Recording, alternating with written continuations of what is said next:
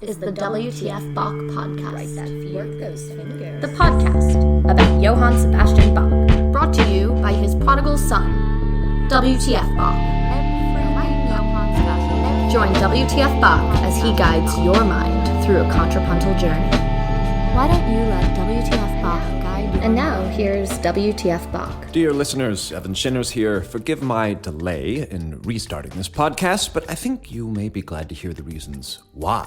Firstly, I conducted an interview with Joshua Rifkin, the eminent keyboard player, conductor, and musicologist. If you recall, a few episodes back, I did an episode dissecting Cantata 147. I featured Mr. Rifkin's recordings of it, and then I said, "Mr. Rifkin, guest on my show." And so he did. We spoke for almost 3 hours, and then, gasp, the audio on his end was lost. So we've been searching for the Zoom recording of this call, trying to recover the interview for you. And in the meantime, I performed the Goldberg variations over the holidays and did some writing on them intended for this podcast. I wasn't going to cover the Goldberg variations per se, but rather focus on the 14 additional canons found on the back of Bach's personal copy of the Goldbergs, found in the 70s. The 1970s. But then, while working out what I was going to say about these canons, I stumbled across something, a type of analysis that I thought to be, if this is even possible, a unique idea in these pieces that I believe, until now, no one has spoken on. And it was from here that I set about writing up this idea in a paper, and I'm going to start submitting this paper to Bach societies everywhere to indeed see if I've stumbled across an idea that no one else has. So, in the meantime, I will introduce those 14 canons to you in the next episode, followed by hopefully my unique discovery, followed by hopefully the Joshua Rifkin interview as quickly as possible. So, to spare not, the lack of episodes these last few months does not mean there isn't anything planned or that I haven't been working away for you, the listener. So now, a personal anecdote. Last year, I was stranded in a London airport twice because, and I quote, "the runway melted." If you were anywhere around London or in the UK, you probably heard about this. It was the hottest day, apparently, ever in the United Kingdom. And I spent 2 separate days in a London airport waiting for 2 separate canceled flights. And I went to the same pub, sort of restaurant, airport place. You know, they're all the same. It's called the Smithfield in the Luton airport. Anyways, they have, sort of in the corner of the restaurant, an entire wall made up of books, old books. So old, they decided not to use the books as books, but rather use the spines of all the books lined up and spray paint over them, use the spines as canvas. So I was curious to know what they had spray painted over. And it turns out they had painted over a 14th edition of the Encyclopedia Britannica. If you're like me, you're more or less born with the internet, and maybe you've never actually flipped through a physical encyclopedia. But I was particularly curious as I had just been reading the wonderful story by one of my favorite authors, Jorge Luis Borges. I think we've spoken about him on this podcast anyhow. Borges from South America, Borges. He writes a magical story featuring the Encyclopedia Britannica, where the narrator swears he's just seen an article in a 1902 edition of the Encyclopedia Britannica, an article about a culture and a people living in a land called Uqbar, U-Q-B-A-R. I'll put a link to the story in the episode description. It's only 5,600 words. I highly recommend it. Anyhow, my attention was piqued. Here I was with an Encyclopedia Britannica from the 60s, and it didn't take me long before I just was curious to see what they were saying about Bach in the 1960s.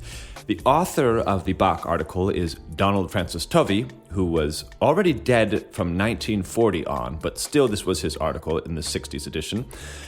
I was taken with this article. And like my favorite Bach writing, probably that of Albert Schweitzer, I'm not reacting to the scholarship, much of which has been improved upon, but rather the tone, the sincerity, and in this case, since Tovey was an Englishman, this is Donald Francis Tovey, T-O-V-E-Y. He was an Englishman, and his use of the English language and writing about Bach was so powerful. I'm going to read some of this article to you and encourage you to buy old copies of the Encyclopedia Britannica before they get spray painted on and scattered in random airports.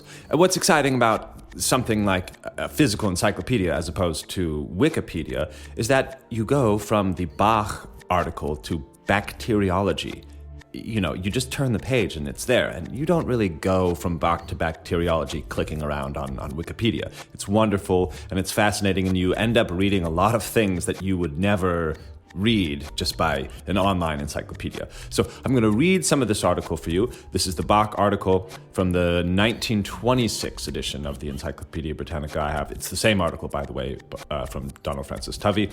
Then I'll play a wild fugue for you at the end in an unequal temperament, and we'll call it a wrap, and I'll see you next time. So let me get some nice background music here. Maybe the orchestral suites by the Bush chamber players played super slowly.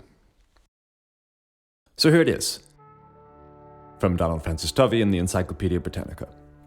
Bach, Johann Sebastian, 1685 to 1750. German musical composer.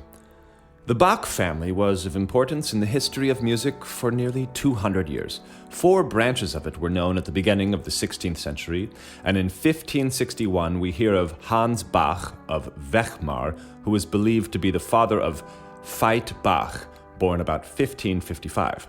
The family genealogy, drawn up by Johann Sebastian Bach himself and completed by his son Philipp Emanuel, describes Veit Bach as the founder of the family, a baker and a miller, quote, whose zither must have sounded very pretty among the clattering of the mill wheels.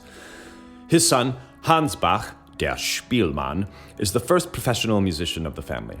Of Hans' largest family, the second son, Christoph, was the grandfather of Sebastian Bach. Another son, Heinrich of Arnstadt, had 2 sons, Johann Michael and Johann Christoph, who are among the greatest of J.S. Bach's forerunners. Johann Christoph, now being supposed, although this is still disputed, to be the author of the splendid motet Ich lache dich nicht, I Wrestle and Pray, formerly attributed to Sebastian Bach. Another descendant of Veit Bach, Johann Ludwig, was admired more than any other ancestor by Sebastian, who copied 12 of his church cantatas and sometimes added work of his own to them. The Bach family never left Thuringia until the sons of Sebastian went into a more modern world. Through all the misery of the peasantry at the period of the 30 Years' War, this clan maintained its position and produced musicians who, however local their fame, were among the greatest in Europe. So numerous and so eminent were they that in Erfurt, musicians were known as Bachs, even when there was no longer any members of the family in the town. Sebastian Bach thus inherited the artistic tradition of a united family whose circumstances had deprived them of the distractions of the century of musical fermentation which in the rest of Europe had destroyed polyphonic music. I just want to read that sentence again, because that's, you don't get this writing anymore. Sebastian Bach thus inherited the artistic tradition of a united family whose circumstances had deprived them of the distractions of the century of musical fermentation, which in the rest of Europe had destroyed polyphonic music. Johann Sebastian Bach was baptized at Eisenach on the 23rd of March, 1685. His parents died in his 10th year, and his elder brother Johann Christoph, organist at Ohrdruf, took charge of him and taught him music. The elder brother is said to have been jealous of Sebastian's talent and to have forbidden him access to a manuscript volume of works by Froberger, Buxtehude, and other great organists. Every night for 6 months, Sebastian got up, put his hand through the lattice of the bookcase, and copied the volume out by moonlight, to the permanent ruin of his eyesight, as is shown by all the extant portraits of him at a later age, and by blindness of his last years. When he had finished, his brother discovered the copy and took it away from him. In 1700, Sebastian, now 15 and thrown on his own resources by the death of his brother, went to Lüneburg, where his beautiful soprano voice obtained him an appointment at the school of St. Michael as chorister. He seems, however, to have worked more at instrumental than at vocal music. Apart from the chorister's routine, his position provided only for his general education, as we know little about his definite musical instructors. In any case, he owed his musical development mainly to his own incessant study of classical and contemporary composers, such as Frescobaldi, Caspar Karel, Buxtehude, Froberger, Muffet the Elder, Pachelbel, and probably Johann Joseph Fuchs, the author of the Gradus ad Parnassum, on which all later classical composers were trained. A prettier and no less authentic story than that of his brother's forbidden organ volume tells how, on his return from one of the many holiday expeditions which Bach made from Hamburg on foot to hear the great Dutch organist Reinken, he sat outside an inn longing for the dinner he could not afford, when 2 herring heads were flung out of the window, and he found in each of them a ducat with which he promptly paid his way, not home, but back to Hamburg. At Hamburg also, Kaiser was laying the foundations of German opera on a splendid scale which must have fired Bach's imagination, though it never directly influenced his style.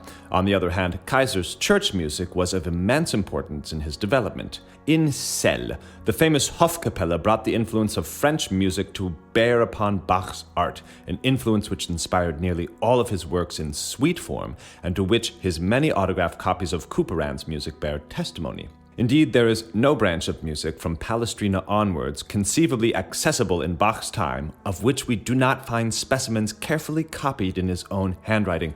On the other hand, when Bach, at the age of 19, became organist at Arnstadt, he found Lübeck within easy distance, and there, in October 1705, he went to hear Buxtehude, whose organ works show so close an affinity to Bach's style that only their lack of coherence as wholes reveals to the attentive listener that with all their nobility they are not by Bach himself. Bach's enthusiasm for Buxtehude caused him to outstay his leave by 3 months, and this, together with his habit of astonishing the congregation by the way he harmonized the chorales, got him into trouble.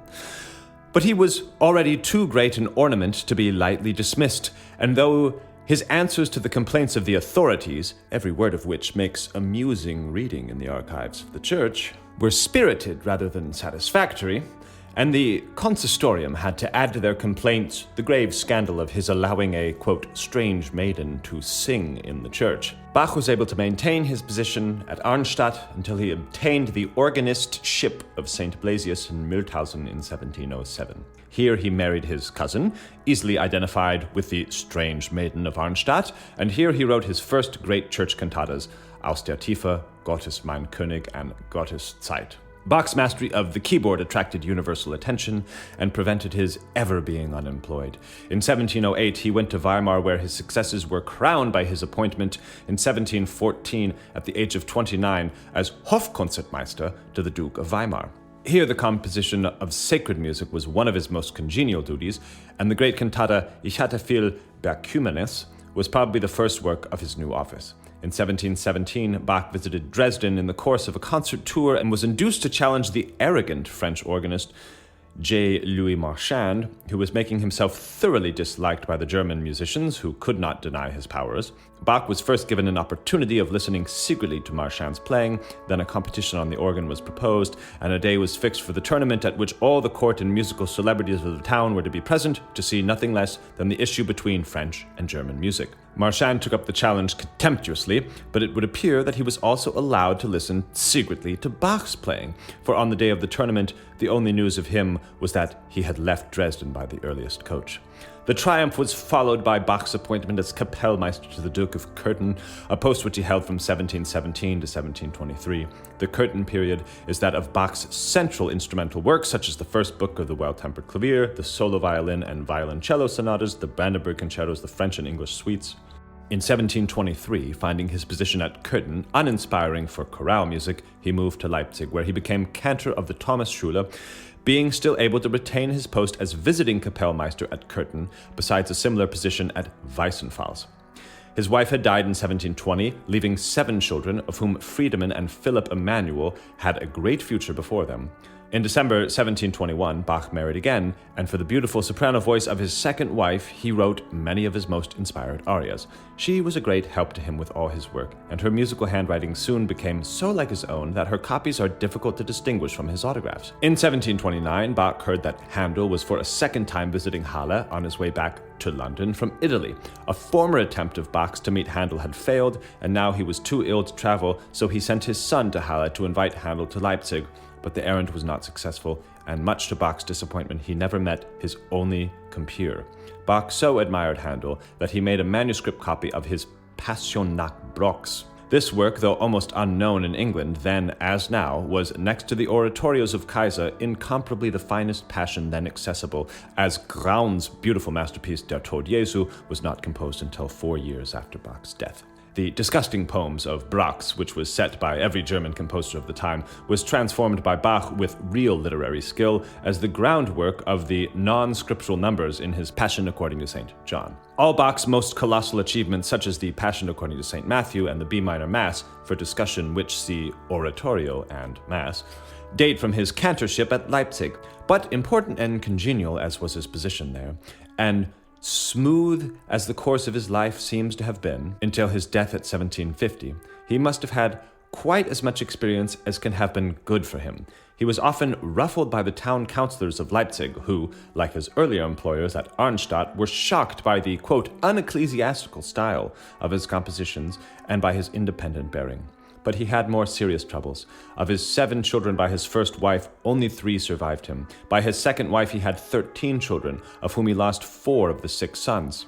For the head of so large a family, his post was dignified rather than lucrative, and few documents tell a prouder tale of uncomplaining thrift than the inventory of his possessions made after his death.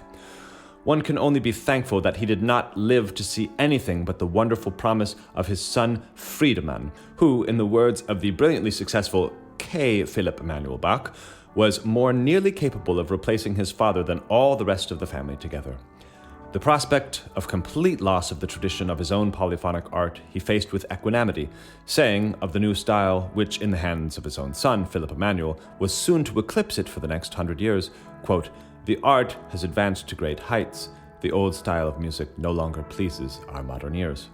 But it would have broken his heart if he had foreseen that Friedemann Bach was to attain a disreputable old age after a dissolute and unproductive life. The brilliant successes of Philipp Emanuel led to his appointment as court composer to the King of Prussia, and hence in 1747 to Sebastian's being summoned to visit Frederick the Great at Potsdam, an incident which Bach always regarded as the culmination of his career, much as Dr. Johnson regarded his interview with George III.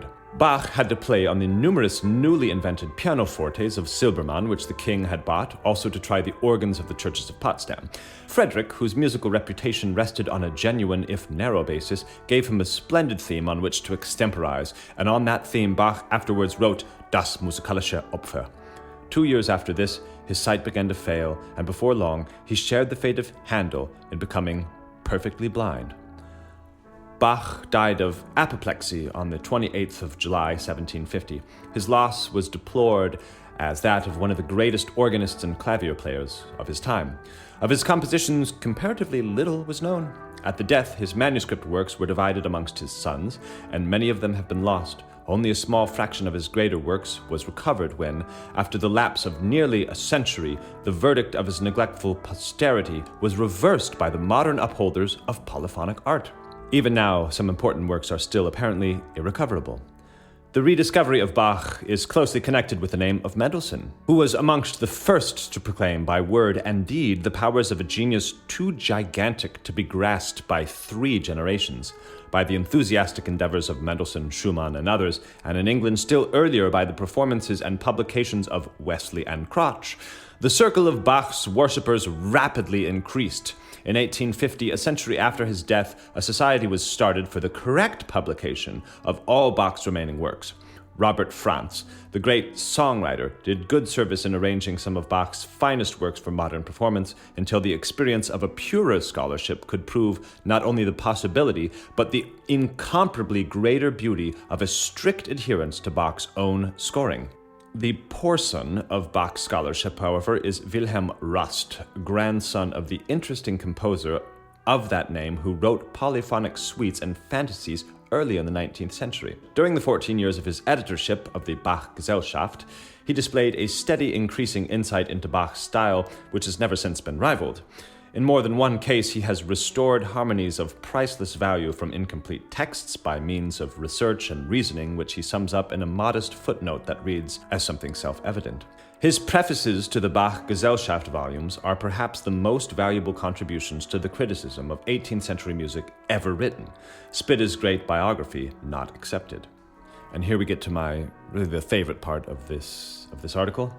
This is Tovey now. I picture him shooting from the hip in his very stodgy British way. He's shooting from the hip about what Bach means to the time, and it's beautiful.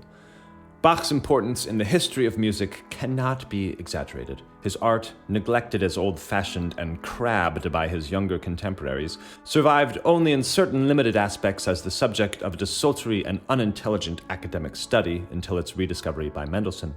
And yet, whatever disguise may have been foisted on it by corrupt traditions and ignorance of its idioms, whenever any fragment of it gained the inner ear of a true composer, the effect on the history of music was immediate and profound.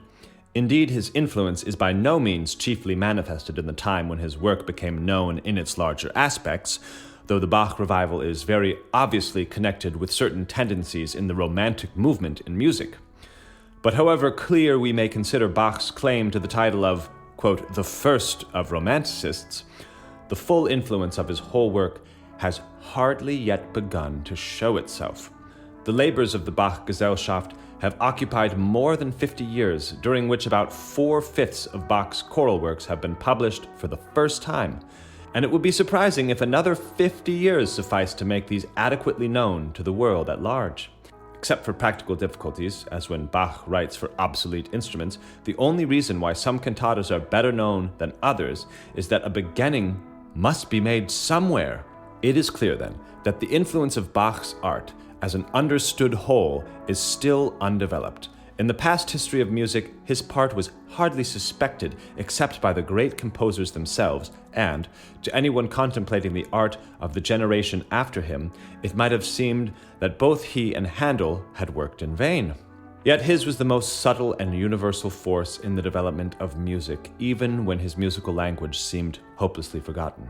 Mozart, when rapidly advancing to the height of his mastery, had but to read the Baron von Swieten's manuscript copies of the motets and the Well-Tempered Clavier, and his style, quite apart from his immediate essays in the old art forms, and apart also from the influence of his study of Handel, developed a new polyphonic richness and depth of harmony which steadily increased until his untimely death. Beethoven studied all the accessible works of Bach profoundly and frequently quoted them in his sketchbooks, often with a direct bearing on his own works. His rendering of the Well-Tempered Clavier is said to be recorded in the marks of expression and tempo given in Czerny's edition, and if that record is true, Beethoven must have been completely in the dark as to Bach's meaning in many important respects, but art is full of such illustrations of the way in which great minds influence each other in spite of every barrier which diversity of language and time can set. Perhaps the only great composers who escaped the direct influence of Bach are Gluck and Berlioz. Even Gluck reproduced in every detail of harmony and figure the first 12 bars of the Gigue of Bach's B-flat clavier partita in the aria Je t'implore et je tremble. But plagiarism, however unconscious, is a very different thing from that profound indebtedness which makes many a great man attain his truest originality, and Gluck's training practically deprived him of Bach's direct influence, useful as that would have been to the attainment of his aims in harmonic and choral expression. The indirect influence no one could escape, for whatever in modern music is not traceable to Sebastian Bach is traceable to his sons, who were encouraged by their father in the cultivation of those infant art forms, which were soon to dazzle the world into the belief that his own work was obsolete. And now this is truly the paragraph here that made me decide to read this article for you. Bach's place in music is thus far higher than that of a reformer or even an inventor of new forms. He is a spectator of all musical time and existence, to whom it is not of the smallest importance whether a thing be new or old, so long as it is true. I'll read it again. I like it. Bach's place in music is thus far higher than that of a reformer or even an inventor of new forms. He is a spectator of all musical time and existence, to whom it is not of the smallest importance whether a thing be new or old, so long as it is true. It is doubtful whether even the forms most peculiar to him, such as the arpeggio prelude, are of his invention. Yet he left no forms as he found it, not even that most conventional of all, the da capo aria, which he did not outwardly alter in the least. On the other hand, with every form he touched, he said the last word. All the material that can be assimilated into a mature art, he vitalized in his own way, and he had no imitators. The language of music changed at his death, and his influence became all-pervading just because he was not the prophet of the new art, but an unbiased seeker of truth. And I think that's about where I'm going to stop with this article. There's a lot lot more. He mentions in specific how Bach changed certain pre-existing forms, but just a few things to note. First, like I mentioned, already some of that knowledge has been improved upon. We know that from our interview with Robert Hill on this podcast, the story at the beginning of Tovey's article about the older brother being jealous of his talent and taking the notebook away, Hill has a more logical explanation for that. The duel, the so-called duel between Louis Marchand and Bach, I don't know if I spoke about on this podcast. I think that was probably in my performer's audio commentary on my own performance of the Chromatic Fantasy and Fugue from my latest Fantasias album. We might have a more logical explanation for that, although, of course, as an anecdote, it's great.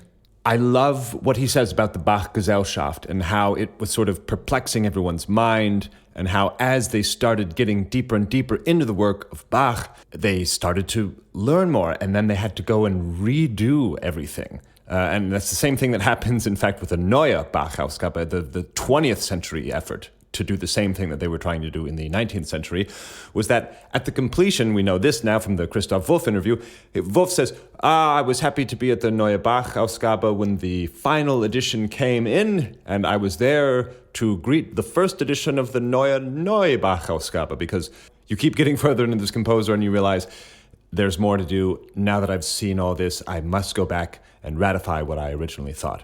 So now on to the fugue that I was going to mention. Oh, and I forgot to mention something in the last episode about tuning. I apparently said Johann Strauss when I meant Richard Strauss. Obviously, also sprach Zarathustra. That's just a slip of the tongue and the brain, I suppose. So thanks to my listener who pointed that out. Let's go to the fugue now in an unequal temperament. This is BWV 959. It's a very interesting fugue. It makes sense to play this in an unequal temperament because we have these very audacious sort of leaps. This is in the subject. And this is a major third, E to G sharp. And then we have a minor third, A to C. And then we have, this is an augmented second. This is C to D sharp, which is important that we hear the difference of these three intervals shrinking. Major third, minor third, augmented second. So please enjoy this fugue and then sit back and wait patiently for the next episode because I'm bringing them to you.